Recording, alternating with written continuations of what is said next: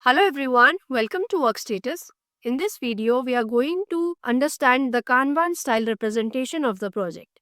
For that, come up to the side menu project section and then select a project against it. You will see the project setting from here, and from the features, enable the Kanban. Once you enable it, go back to the overview, click on the refresh, and you see the Kanban option is available here. Click on the Kanban, you see the representation of issues and the tasks are being stated inside in the view like this, with the status which are archived, which are yet to start, which are in progress, deployed, or are the custom tags, or are under the dummy status. This is how the listing will show. If let me show the another project here which have all the listing.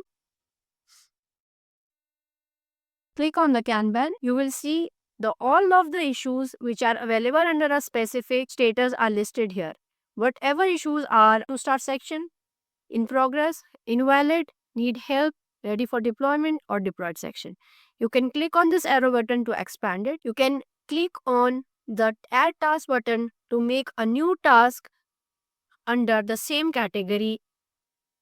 Once you click on the save, it will save a task and that will be under the category yet to start, because we have made a issue under or the task under the yet to start category. To collapse it, you just have to click on this and this will get collapsed.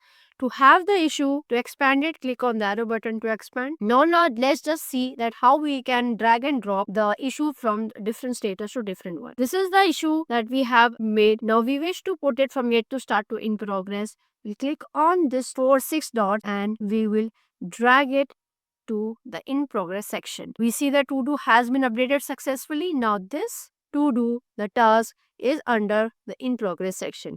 The count increases decreases itself dynamically as we are moving in and out the issues or the task from here. So this is the representation, grid view representation of all the tasks that are available inside the specific project.